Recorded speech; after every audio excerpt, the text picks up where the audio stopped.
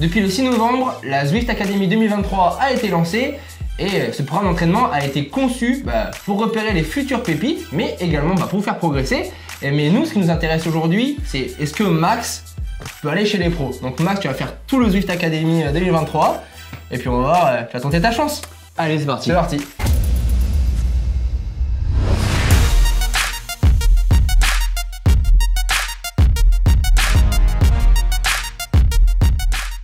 Déjà, est-ce que vous savez pourquoi c'est moi qui m'y colle? Car si toi t'y allais, Alex, sûrement que tu repasserais pro. Et nous, on veut te garder ici. Ouais.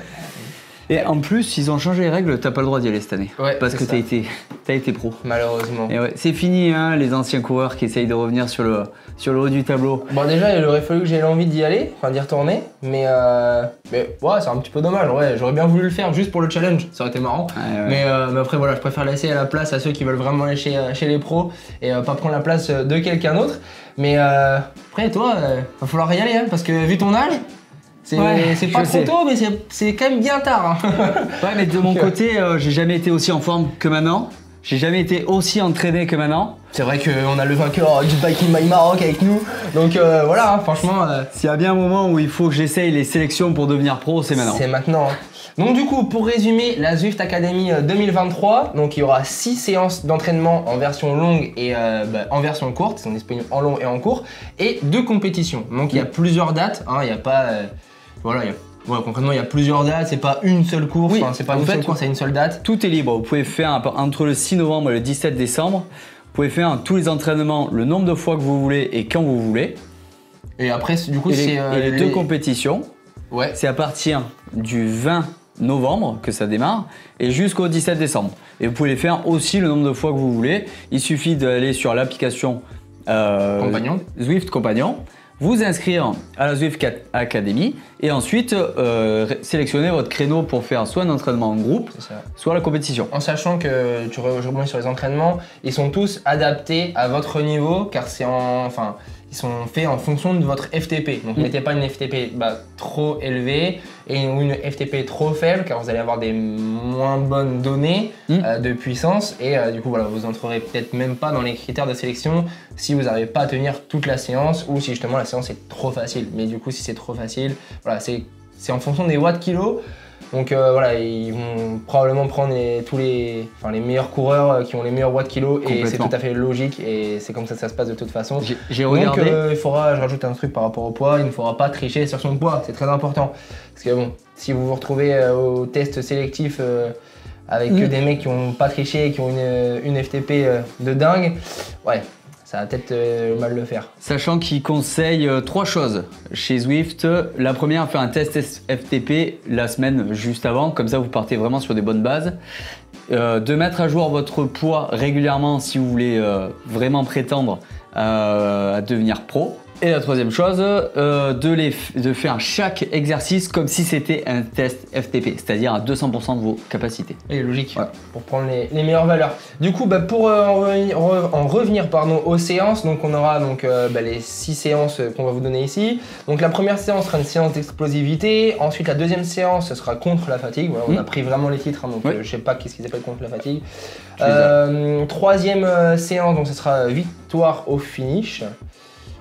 Quatrième. Ensuite, on aura la 4e, hit fibre rapide, la 5e, rythme régulier et la 6e, douleur extrême. Voilà, douleur extrême, je pense que ça doit être de la PMA. J'ai pas hâte de la faire celle-là. Ouais. C'est même pas trop de la PMA, c'est des efforts un peu longs. C'est sur la VO2 max qu'ils vont travailler. Chaque séance, c'est en moyenne à peu près 1h20, sauf certaines qui sont un peu plus courtes, mais c'est vraiment celles qui sont extrêmes, où on est à peine à 1 heure. Mais c'est des entraînements qui sont quand même très solides. Il ne faut pas prendre à la légère. Hein. Ensuite, donc ça c'était pour les séances, mais pour les compétitions, donc ce sera du 20 novembre au 17 décembre. Et donc il y aura sur 2 circuits. On a le Cobble Climbs en deuxième compétition.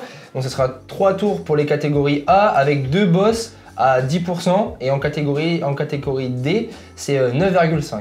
Voilà. Donc c'est plutôt pas mal. Et le premier donc c'est Rolling Island avec 2 bosses avec un passage à 14% et le kilométrage tu l'as très bien mis, donc ça sera selon les catégories entre 23 et 14 km. Oui, sachant que l'entraînement au total est vraiment en fonction de votre capacité. Donc voilà, c'est pas uniquement pour les semi-pros qui veulent passer pro. C'est adapté vraiment à tout le monde.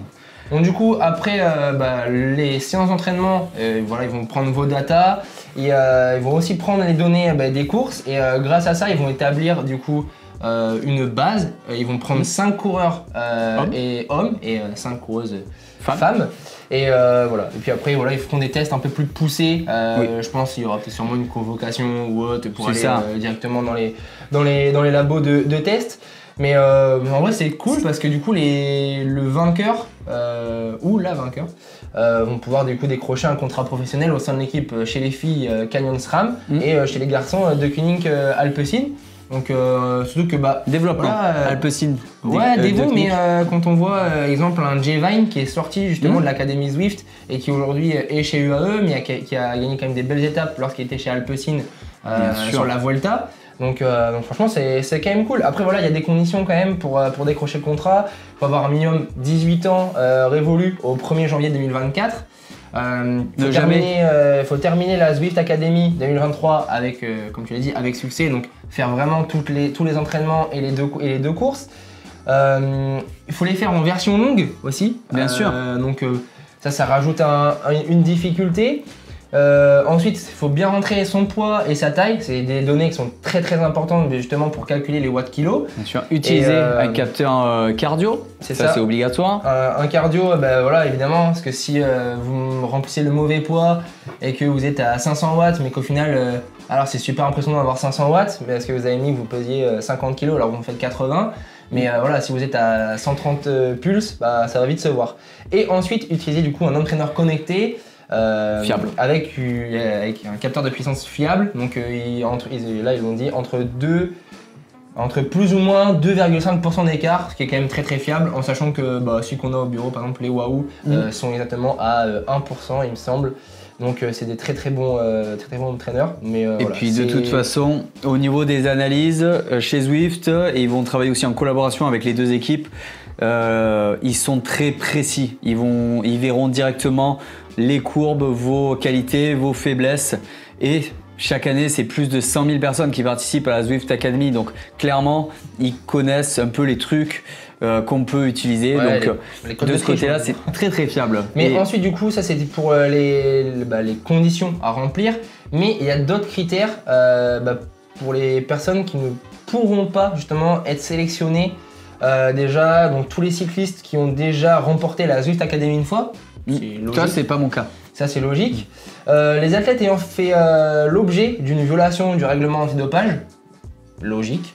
C'est pas mon cas non plus. Ensuite, les cyclistes qui ont fait partie d'une équipe UCI World Tour ou d'une équipe UCI Women World Tour ou d'une équipe masculine ou féminine UCI Pro Tour. Donc en gros, voilà. En gros, t'es foutu quoi. En gros, je suis foutu, je peux pas. Bon, c'est quand même bien dommage. J'aurais bien aimé le faire juste pour le challenge. Mais je crois que je vais quand même faire les entraînements juste pour rigoler. Donc maintenant, voilà. Maintenant, c'est parti.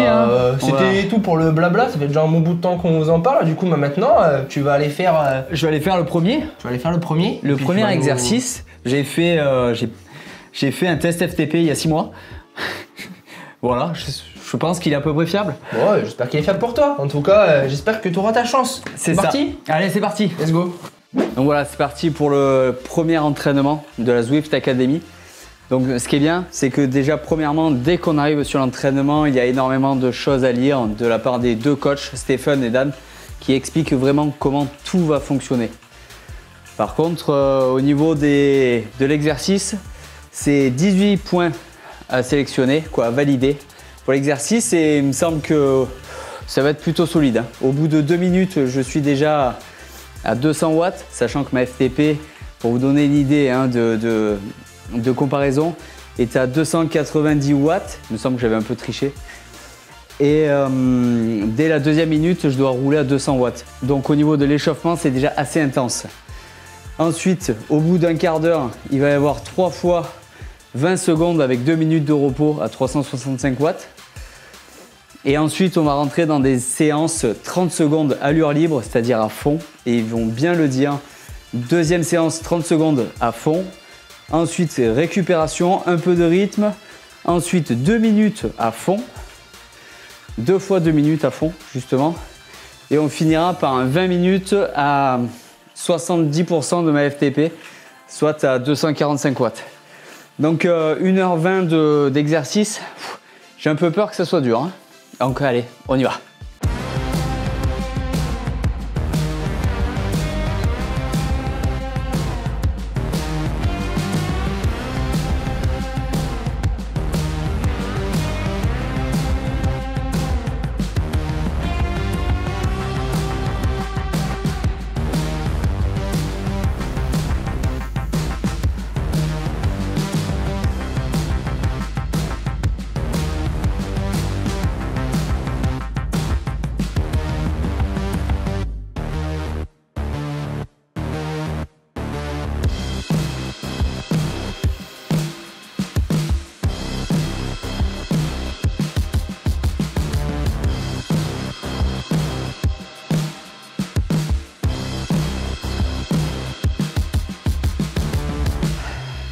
Allez, 5, 4, 2, fini.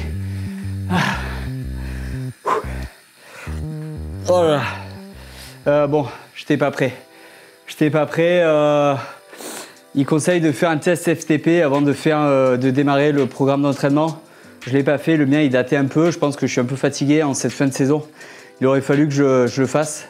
Parce que là, clairement, c'est quand même assez difficile, même si le but est de faire les meilleures performances sur des allures libres, sur des sprints. Au début, c'est 30 secondes, après c'est 2 minutes. 2 minutes à fond, c'est très très long.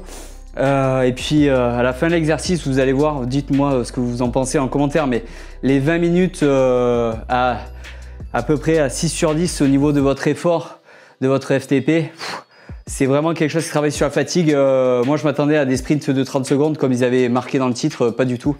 Donc ouais, à ne pas prendre à la légère. Mais c'est un bon exercice.